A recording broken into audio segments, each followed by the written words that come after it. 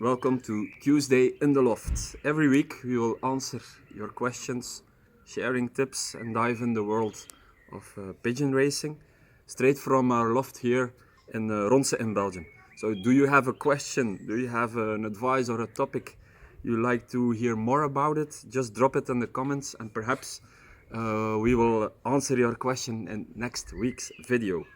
Last week I got a question from a follower. He asked me, awesome results. How do you select pigeons for different races? First of all, we have here in Belgium short distance, middle distance, long distance. And as you know, each pigeon has its strength. Although I have to say that here in my racing team, I have more all-around pigeons. So what I see is that my pigeons can perform from 200 kilometer till 900 kilometer. And what I see is that the more younger birds, the yearling birds, perform well also in speed races.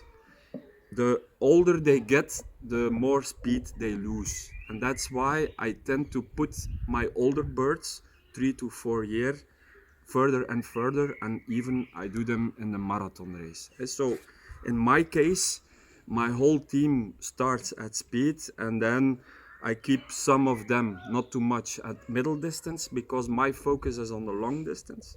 And then the older birds, I go from long distance even to marathon. Of course, in selecting the birds, you have to know which bloodline you have. You know, the Julien bloodline is more about longer distance with speed, and that's why also I succeed in speed races. But if you only have speed birds, of course, you don't have to race them in long distance. That's quite obvious. Also, the condition, of course, is important. If they came back from last race, how did they recover? How do they feel? Do they train well? And so on. Never put a bird into a race where you have any doubt about it. There you have to say, is there doubt? There is no doubt. I don't put it in it and I don't basket it. So only go with birds that recovered well. What I also do now, and I only do that the last year, I stopped making programs in advance. So before I said, yeah, this is my schedule for the whole year, then they have to raise that and that and that. I stopped doing that. Now I only judge, let's say, in the week itself. If the weather is good, if the condition is good, I just raise my birds.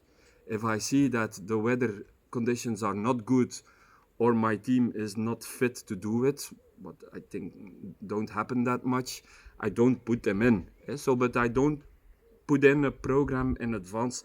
I just decide week by week, and if I can win, I try to race. So if the weather is good, there is headwind, northeast wind, and so on.